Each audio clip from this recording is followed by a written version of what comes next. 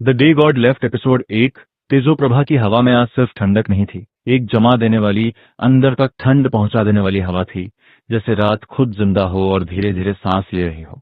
आसमान में एक बड़ा लाल चांद बिल्कुल रुका हुआ था, जैसे कोई खूनी आंख सब कुछ बिना हिले देखती जा रही हो। उसकी हल्की रोशनी में सफेद और पीले तारे ऐसे चमक रहे थे जैसे भटकी हुई उम्मीद अब भी जिंदा हो। इस ग्रह पर सूरज का दिखना एक त्योहार जैसा होता था, साल में सिर्फ एक बार, सिर्फ कुछ घंटों के लिए।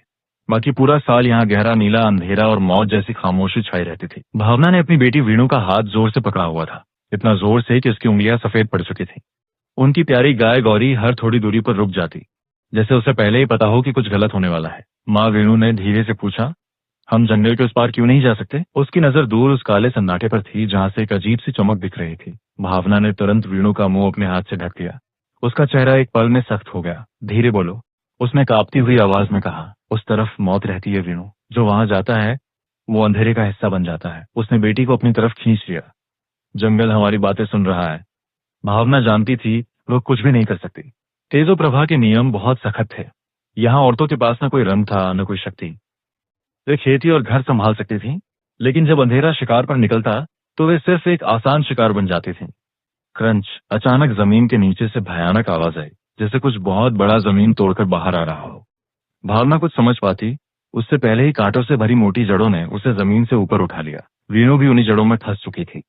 यह वृक्षबंध था, लेवल 3 का असुर, जो पेड़ बनकर लोगों का शिकार करता था। माँ नहीं, वीणु चीखी। भावना ने अपने कमजोर हाथों से जड़ों को हटाने की कोशिश की, लेकिन वे कांटे उसकी चमड़ी को बेरहमी से काट रहे थे।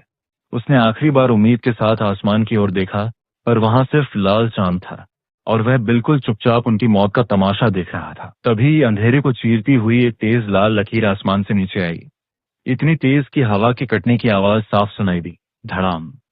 एक आदमी जमीन पर उतरा। उसके कदम पड़ते ही मिट्टी से चिंगारियां उछल पड़ी। वह थे सेनापति विराग्नि सिंह। के भीतर से आग जैसा लाल रंग बाहर आया। पूरा जंगल उस तेज रोशनी से भर गया। असुर, इन मासूमों से दूर हट। लाल कला, अग्नि घर्षण। एक ही पल में उनके दोनों हाथों में जलती हुई आग की तलवारें बन गई। वीराग्नि बिजली की तरह आगे बढ़े। उनका हर वार वृक्षबंध की जड़ों को आसानी से काट रहा था। असुर ने पूरी ताकत से हमला किया, लेकिन वीराग्नि हवा में उछले और सीधे उसकी गर्दन पर तलवार रख दी। भस्म हो जा। धमाका। एक ही झटके में पूरा जंगल रोशनी से भर गया। असुर की भयानक चीख गूंजी और वह जलकर राख बन गया। वीराग्नि की तलवारें शांत हो गईं। कड़ा धीरे धीरे ठंडा पड़ा।